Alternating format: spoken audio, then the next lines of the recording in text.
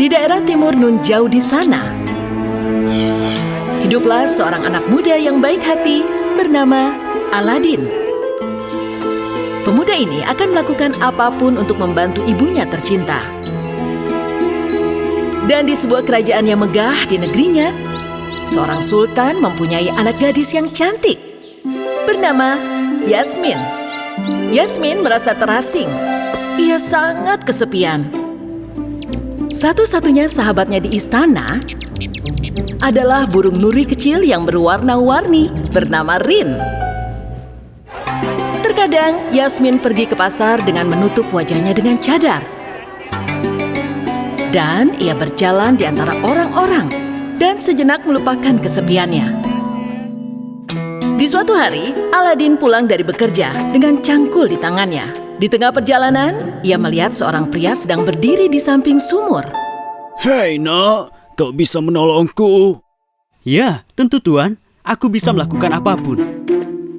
Kau lihat ini, emas di tanganku. Jika kau melakukan apa yang kuminta, semua ini akan jadi milikmu. Aladin setuju untuk membantu pria itu.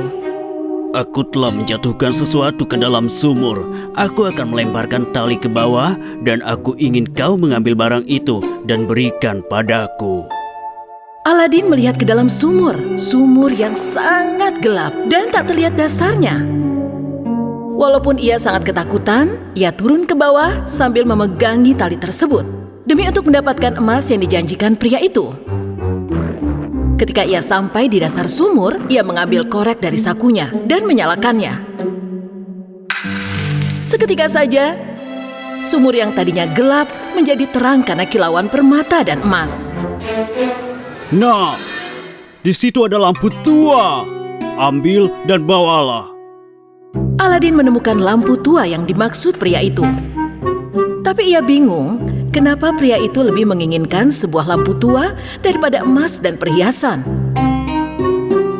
Lalu ia meraih tali itu dan perlahan naik ke atas. Biar ku pegang lampunya agar kau bisa keluar lebih mudah. Di saat Aladin menyerahkan lampu itu ke tangannya, pria itu melepaskan tali dari genggamannya. Oh tidak. Aladin dalam keadaan panik memegangi lampu tua itu. Lepaskan lampuku! Lepaskan! Tidak bisa, tidak. Jika aku lepaskan, aku akan jatuh.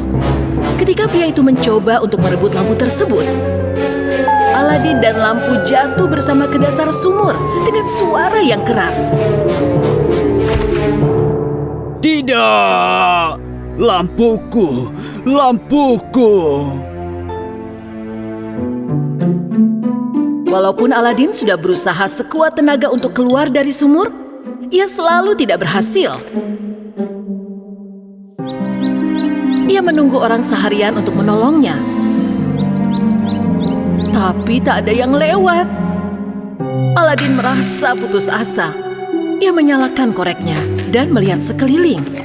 Lalu, ia melihat sebuah cincin di tanah. Ketika ia memasukkan cincin itu ke jarinya, muncul cahaya terang di sekelilingnya. Pemilik dari cincin ini adalah tuanku. Kau bisa minta 3 permintaan. Katakanlah padaku apa yang kau inginkan. Aku ingin keluar dari sumur ini. Raksasa itu mengabulkan permintaan Aladin. Aladin berlari pulang ke rumahnya dengan lampu di tangannya. Kemudian ia bertabrakan dengan Yasmin yang sedang mengelilingi pasar. Ketika cadar Yasmin terbuka, Aladin tak bisa berkata-kata karena melihat kecantikan Yasmin. Oh, maafkan aku. Aku sedang tergesa-gesa. Maafkan aku. Aladin terus berlari tanpa mengetahui siapa wanita itu. Tetapi Yasmin yang memperhatikannya dari belakang jatuh cinta pada Aladin pada pandangan pertama. Dengan nafas yang tersengal, ia tiba di rumah. Aladin menceritakan semua pada ibunya. Apa yang terjadi? Lalu ibunya mencoba membersihkan lampu tua itu untuk dijual. Tetapi ketika ia mengusap lampu tersebut, sebuah asap menutupi semuanya. Dan sesosok jin muncul dari balik asap. Aku telah lama sekali berada di dalam lampu. Karena kau telah menolongku, sebutkanlah apa yang kau inginkan. Aladin dan ibunya saling bertatap mata kebingungan. Aku ingin sebuah meja yang penuh dengan susu dan madu. Seraya, sebuah meja yang penuh dengan berbagai macam makanan muncul di hadapan mereka. Sesaat, Aladin dan ibunya menjadi kaya raya berkat sosok jin tersebut. Setiap hari, Aladin selalu memikirkan gadis cantik yang ia temui di pasar. Sementara itu, sang raja mengetahui bahwa putrinya Yasmin diam-diam pergi sendirian ke pasar. Sang raja pun mengurungnya di kamar. Sementara itu Yasmin menghabiskan waktunya di kamar dengan membayangkan Aladin. Dan kemudian sang raja pun mendengar tentang kekayaan Aladin. Sang raja mengundang untuk datang ke istananya untuk mencari tahu asal kekayaannya. Tuanku yang mulia, permintaanmu adalah perintah bagiku. Aku mendengar tentang kekayaanmu. Aku minta kau untuk memberikanku istana megah dengan 40 prajurit yang membawa sekotak penuh emas. Mari kita lihat apakah kau benar-benar kaya. Ketika meninggalkan istana tanpa sengaja, Aladin bertatap mata dengan Yasmin dan menyadari putri yang cantik itu adalah gadis yang bertubrukan dengannya di pasar. Ia bergegas keluar untuk meminta permohonan pada jin. Kau lihat, Rin, itu dia, pria yang aku temui waktu di pasar. Yasmin berlari dan memohon sambil bersujud. Rajaku, ayahku, aku telah jatuh cinta pada pria itu. Aku ingin menikah dengannya dan bahagia selamanya. Tunggu dulu sebentar, permintaanku belum ia penuhi. Aladin sangat bersemangat mengatakan permintaan raja pada jin itu. Jin itu lalu menjentikkan jarinya. Dan sebuah istana megah beserta 40 prajurit membawa emas muncul di hadapannya. Terima kasih banyak. Dengan begini, aku bisa menikah dengan Jasmine. Keesokan harinya, Aladin tiba di istana dengan 40 prajurit di belakangnya. Ketika raja melihat prajurit dan banyak hadiah di depannya, ia sangat terkesan dengan kekayaan Aladin dan mengatakan padanya bahwa ia bisa menikahi putrinya. Seminggu kemudian, Aladin dan Yasmin akhirnya menikah dengan acara pernikahan yang megah. Di suatu hari ketika Aladin sedang tidak di rumah, seorang pedagang datang ke istana. Barang bekas. Aku tukang loak. Menerima barang bekas. Mendengar itu, Yasmin melemparkan lampu tua yang ada di dalam rumahnya pada si pedagang lewat jendela. Ternyata pedagang itu adalah pria jahat yang meninggalkan Aladin di dalam sumur. Seketika ia mengambil lampu itu dan ia menggosoknya. Lalu meminta jin untuk membawa istana ini yang sangat jauh bersama dengan sang putri. Lalu, jin itu melakukan apa yang diminta pria tersebut. Ketika Aladin kembali, ia melihat istana dan sang putri tidak berada di sana. Putriku, istanaku, kemana perginya? Kau di mana?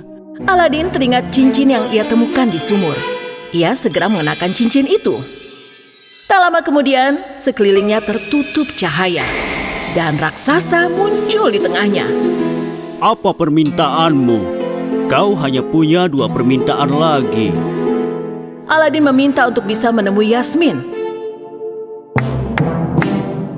Raksasa itu menepukkan tangannya dan Aladin tiba-tiba sudah berada di atas permadani.